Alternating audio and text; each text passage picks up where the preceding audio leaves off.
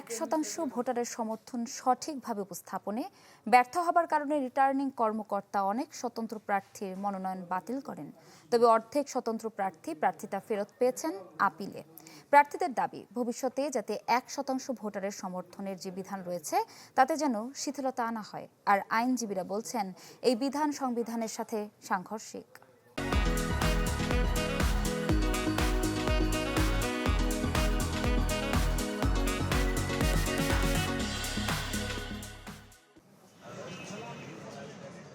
দলীয় সমর্থনের বাইরে যারা স্বতন্ত্রভাবে নির্বাচন করছেন, গণপ্রতিনিধিত্ব আদেশ অনুযায়ী তাদের সংশ্লিষ্ট এলাকার 1% ভোটারের সমর্থন ও স্বাক্ষরের তালিকা জমা দিতে হয়, যেই বিধানটি চালু হয় 2008 সালে।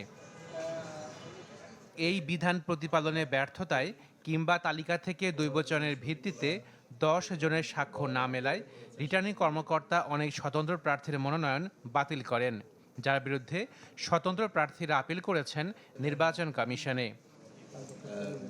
গেল 4 দিনে 100 জন স্বতন্ত্র প্রার্থীর আপিল নিষ্পত্তির পর 53 জন ফেরত পেয়েছেন প্রার্থিতা, যাদের অভিযোগ 1% ভোটার সমর্থনের বিধানটি অযৌক্তিক এবং হয়রানিমূলক। আমিও একজন প্রার্থী, আবার আমার প্রতিদ্বন্দ্বিতা যারা করতেছে তারাও প্রার্থী। আমার উপরে কেন এরকমের ভাবে একটা নিয়ম? আমার 2 জন পরিবার ছিল, তদন্ত কর্মকর্তা বলছে ওনারা নাকি স্বাক্ষর করেন নাই, কিন্তু বাস্তবে আমার পরিবারের সদস্যরা স্বাক্ষর করছেন, যার কারণে ওনারা আমার প্রার্থিতা বাতিল করছিল। স্বতন্ত্র যারা আছে এমনিতেই তাদের কোনো দল নেই বা তাদের কথা বলার কোনো স্পেস নেই, তারা অনেক চ্যালেঞ্জিং একটা মাঠ তাদের জন্য। তো আমি আশাবাদী পরবর্তীতে ওনারা এই 1% ভোটারের বিষয়টা একটু বিচার বিবেচনা করবেন এবং শিথিল করবেন।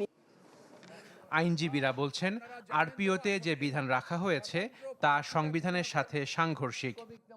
এই 1% কালো আইনের মাধ্যমে অনেক ভালো প্রার্থী যারা জনগণের জন্য কাজ করতে চায়, যারা জনপ্রতিনিধি হতে চায়, তাদেরকে সুইট উইল ব্যবহার করে কারো প্রভাবে তাদের প্রার্থিতা বাতিল করা হয়। সাংবিধানিক একটা অগ্রযাত্রা এগিয়ে তাকে বহমান করতে চাইলে এই ধরনের যে নিয়ম সেটা শিথিল করা প্রয়োজন, যাতে সবাই একটা গণতান্ত্রিক চর্চায় আসতে পারে।